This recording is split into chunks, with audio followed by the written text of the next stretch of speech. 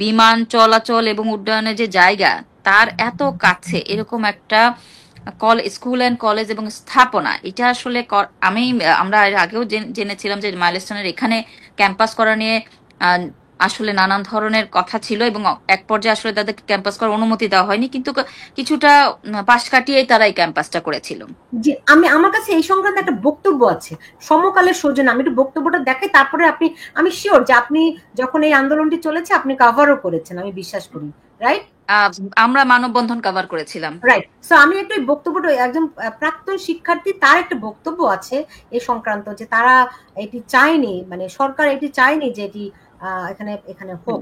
আমি একটু বক্তব্যটা দেখে আসি। এটার দায়ভার কে নিবে? এই জায়গায় তো এটা করারই কথা ছিল না। এই স্কুলটা করা হয়েছে, কলেজটা করা হয়েছে, আমাদের এক্স প্রাইম মিনিস্টার এটা বাধা দিয়েছিল যেখানে স্কুল করা যাবে না। এখানে স্কুল করলে হচ্ছে আমাদের যে কমার্শিয়াল রুটটা এটার মধ্যে বাধাপ্রাপ্ত হবে। আমি ছোটকাল থেকে মাইলস্টোনে পড়ে আসছি। হ্যাঁ, মাইলস্টোনের সম্পর্কে মানে আমার আন্তরিক ভালোবাসা, আমার টিচারদের প্রতি আমার অনেক ভালোবাসা, কারণ তারা আমাদেরকে বড় করছে। বাট দ্য থিং ইজ, যখন এই জায়গায় এই স্কুলটা করা হয়েছে, কলেজটা করা হয়েছে, আমাদের এক্স প্রাইম মিনিস্টার এটা বাধা দিয়েছিল যেখানে স্কুল করা যাবে না।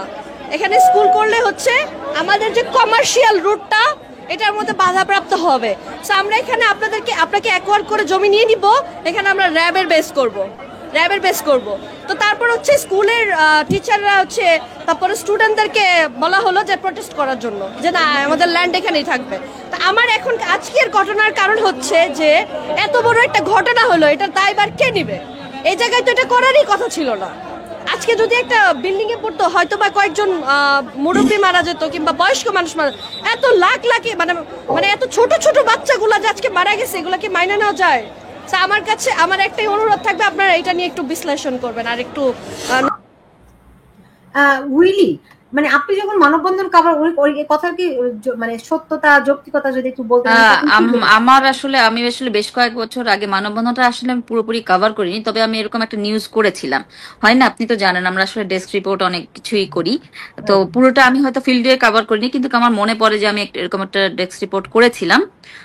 তো আমি আপনাকে হয়তো একটু ঘাটাঘাটি করে তারিখটাও জানাতে পারবো। তবে হ্যাঁ, এই অভিযোগ কিন্তু আমরা ভীষণ রকম শুনেছি, এবং আজকে আহ বিমান বাহিনীর তরফ থেকেও যদিও এগুলো কিছু বলা হয়নি, ওই অভিযোগগুলো আমরা পেয়েছি বেশিরভাগ আসলে অভিভাবক থেকে। তারা বলছিল যে এইখানে ক্যাম্পাস মানে আনার আগে আসলে এই ধরনের প্রোটেস্ট হয়েছিল, এরকম করতে দেওয়া হয়নি, এবং বিমানের এত কাছাকাছি জায়গায় এটা আসলে কেন করা হয়েছিল। মানে তারা যেহেতু শোকাহত ছিল এবং অনেকেই তার শিশুদেরকে খুঁজে পাচ্ছিল না, সে কারণে কিন্তু তারা আমাদের সাথে এ ধরনের কথাও আসলে অনেকে বলেছে, এবং এটি নিয়েও অনেক শিক্ষার্থী কিন্তু প্রশ্ন তুলেছিল। যেরকম কিছু শিক্ষার্থী আবার বলেছে যে পাইলট পাইলট কেন আমাদের ক্যাম্পাসের উপর দিয়ে উঠাতে গেল, কেন এই আবাসিক ভবনের উপর দিয়ে গেল। কিন্তু আপনি যদি দেখেন যে আমরা কিন্তু এই যে বিমান ওঠা নামা এবং এয়ারপোর্টের আশেপাশে ভবনের এক ধরনের কত তলা হতে পারবে, এবং কত মানে কত তলার পরে আর ভবন উঠানো যাবে না, এই ধরনের নানা নীতিমালা আছে। কিন্তু আমাদের দেশে যেটা হয়, কেউ আসলে নীতিমালা তোয়াক্কা করে না।